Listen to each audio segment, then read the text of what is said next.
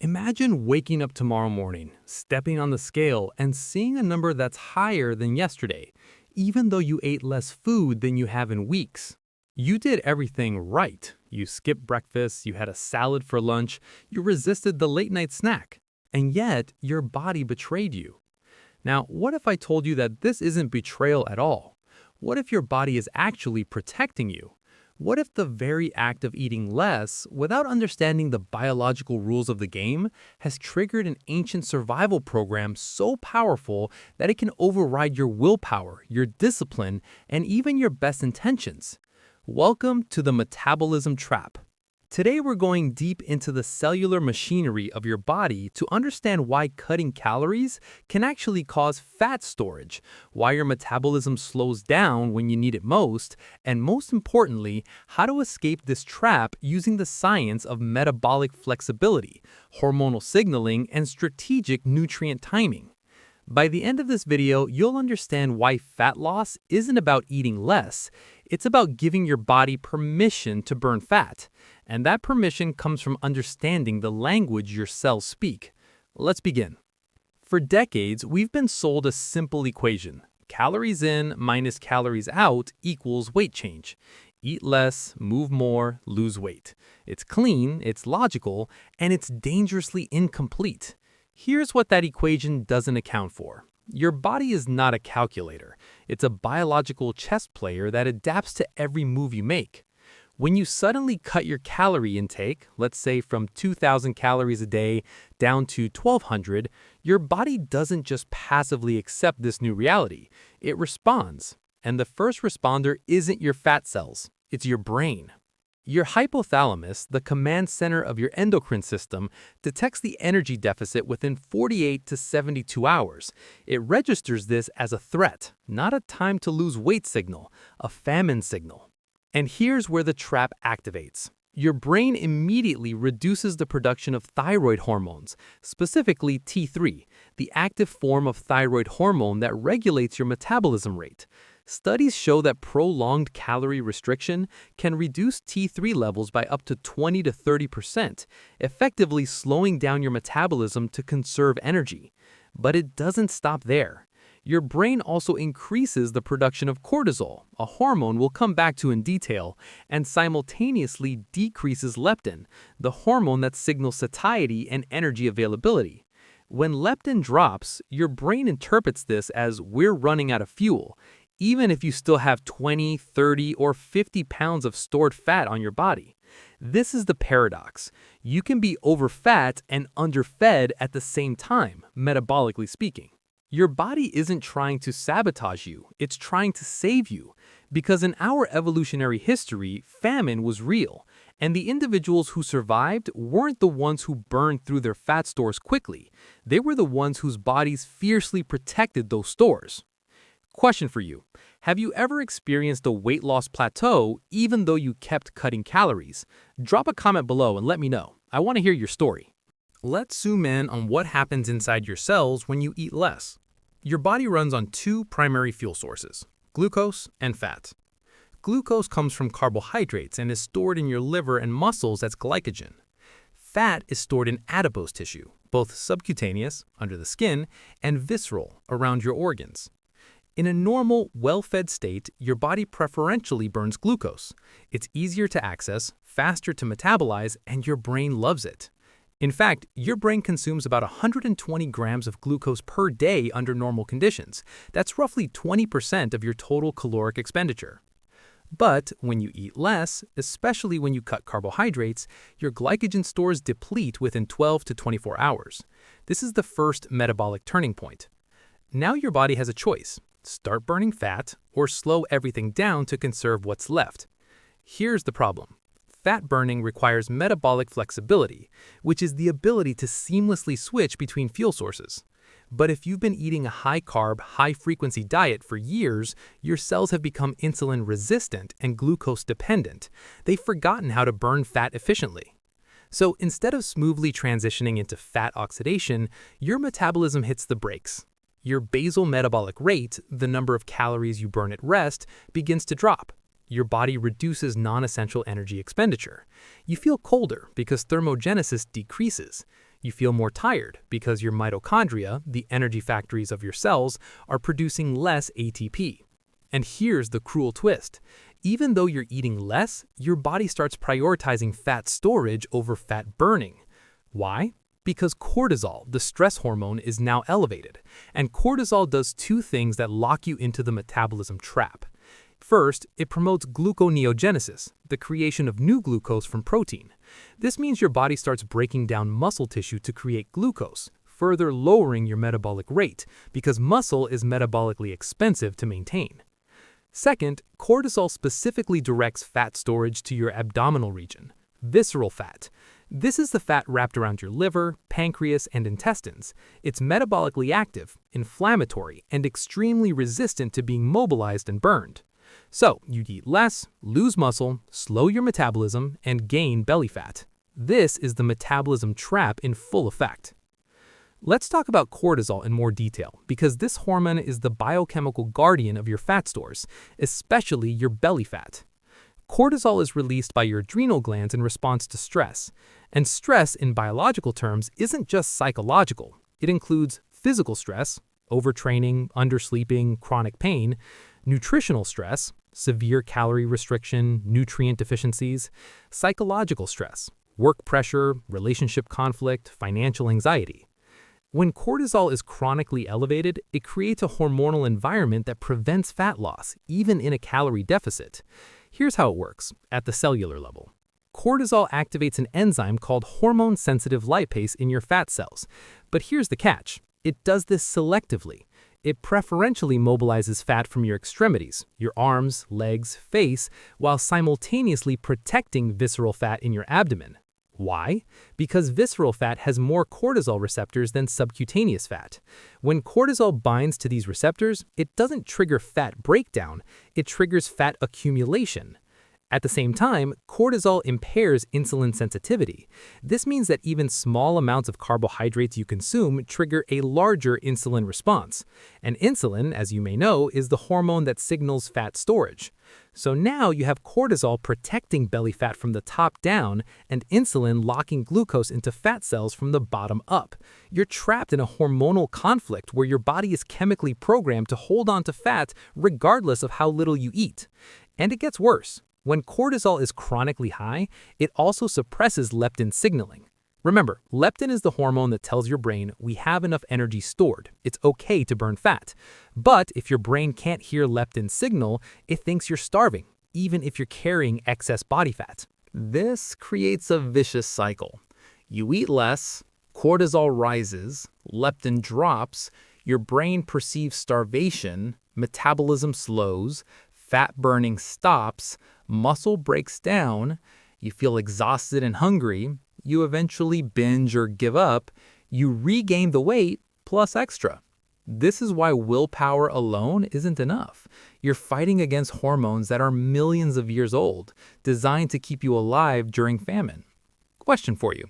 Have you noticed that stress makes it harder to lose weight, even when you're eating well? Comment cortisol if this resonates with you. Now let's address the leptin problem more directly, because this is where many people get stuck. Leptin is produced by your fat cells in proportion to how much fat you have. In theory, if you have more fat, you should have more leptin, which should signal your brain to reduce appetite and increase energy expenditure. But in practice, many people develop leptin resistance, a condition where your brain stops responding to leptin signal, similar to how cells become insulin resistant. What causes leptin resistance? The primary culprit is chronic inflammation, often driven by a diet high in processed foods, refined sugars, and industrial seed oils. These foods trigger inflammatory pathways in your hypothalamus, specifically in the arcuate nucleus, where leptin receptors are located. When inflammation is present, leptin can't bind effectively to its receptors. Your brain becomes deaf to the signal. And when your brain can't hear leptin, it defaults to survival mode, slow metabolism, increased hunger, reduced energy. Here's where eating less makes the problem worse. When you drastically cut calories, leptin levels drop rapidly within the first week. This drop is proportional to the severity of the calorie deficit. One study showed that leptin levels can decrease by 50% or more during aggressive dieting. Your brain detects this plummeting leptin and responds with what's called adaptive thermogenesis, a fancy term for your metabolism grinding to a halt. Your body reduces thyroid output, decreases spontaneous physical activity, you fidget less, move less unconsciously, lowers body temperature, increases hunger hormones like ghrelin, decreases sex hormones like testosterone and estrogen. All of this happens to conserve energy. Your body is literally adapting to survive on fewer calories, which means you need to eat even less to continue losing weight. This is the metabolic trap at its most insidious. The more you restrict, the less your body cooperates. And when you eventually return to normal eating, which you inevitably will because no one can sustain severe restriction forever, your metabolism is still suppressed. You're burning fewer calories than before you started dieting. So you regain weight rapidly, often surpassing your original weight. This phenomenon is so well documented that it has a name: metabolic damage or adaptive thermogenesis. So if eating less is the trap, what's the escape route? The answer lies in how you eat less, not just how much. The goal isn't continuous calorie restriction. The goal is to restore metabolic flexibility, the ability of your cells to efficiently switch between burning glucose and burning fat. And the most powerful tool for this is strategic fasting, combined with nutrient-dense feeding windows. Let me explain the science. When you fast for 12 to 16 hours, your body depletes liver glycogen. Once glycogen is low, your liver begins a process called beta oxidation, the breakdown of fatty acids into ketone bodies. Ketones are a clean-burning fuel source that your brain can use instead of glucose. In fact, ketones produce more ATP per molecule than glucose and generate fewer reactive oxygen species, meaning less cellular damage. But here's the key. Ketone production signals to your body that it's okay to access fat stores. It's permission-based, not punishment-based. At the 16-hour mark, autophagy begins to activate. Autophagy is your body's cellular recycling program. It breaks down damaged proteins, dysfunctional mitochondria, and other cellular debris. This process not only improves cellular health, but also improves insulin sensitivity and leptin sensitivity.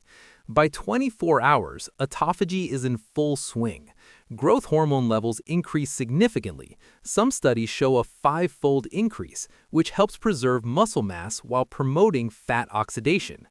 Between 24 and 36 hours, your body enters deep ketosis. Visceral fat, the stubborn belly fat we discussed earlier, becomes more accessible. The hormonal environment shifts from storage mode to mobilization mode. But here's what's critical. This only works if you're not chronically stressed, sleep-deprived, or nutrient-deficient. If cortisol is high from poor sleep or chronic psychological stress, fasting can backfire. Your body will perceive the fast as additional stress. Cortisol will rise further, and you'll end up breaking down muscle instead of fat. This is why the context matters. The practical framework. 1. Start with 12 to 14-hour fasts, overnight fasting. Stop eating after dinner, example 7 p.m.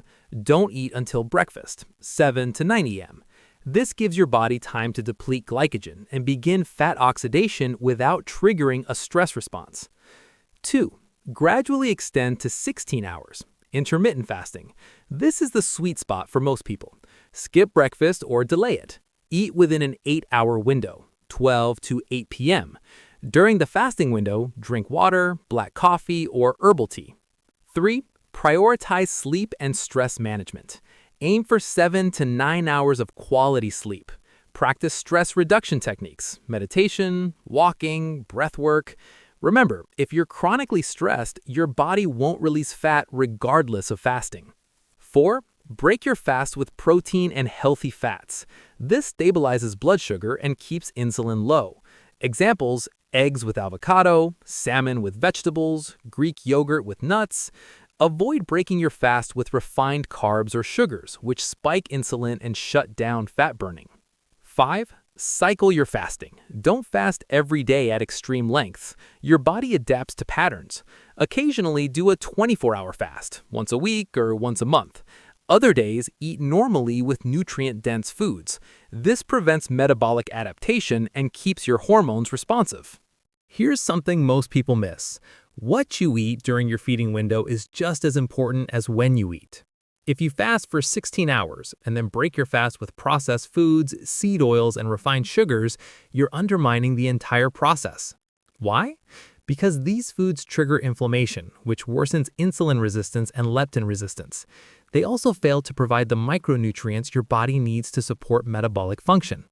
Your thyroid needs iodine, selenium, and zinc to produce hormones. Your mitochondria need B vitamins, magnesium, and CoQ10 to generate energy.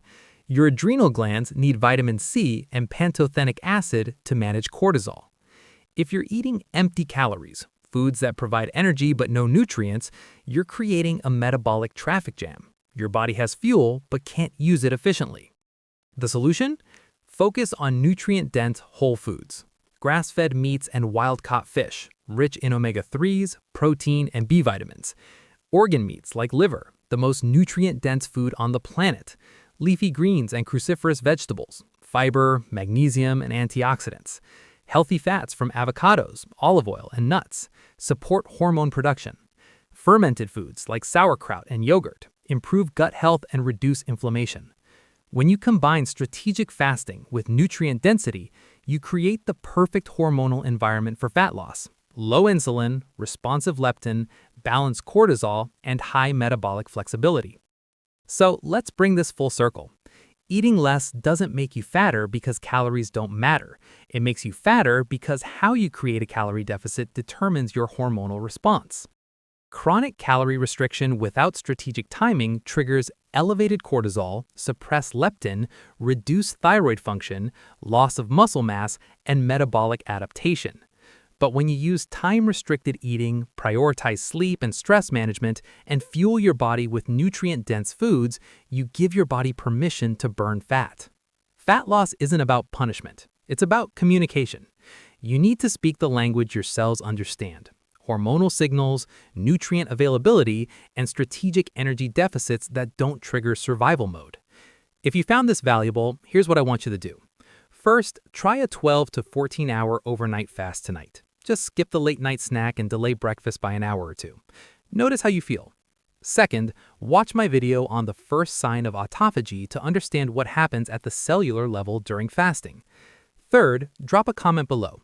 Tell me, have you been stuck in the metabolism trap? What's been your biggest challenge with fat loss? Remember, your body is not your enemy. It's your most sophisticated ally. You just need to learn how to work with it, not against it.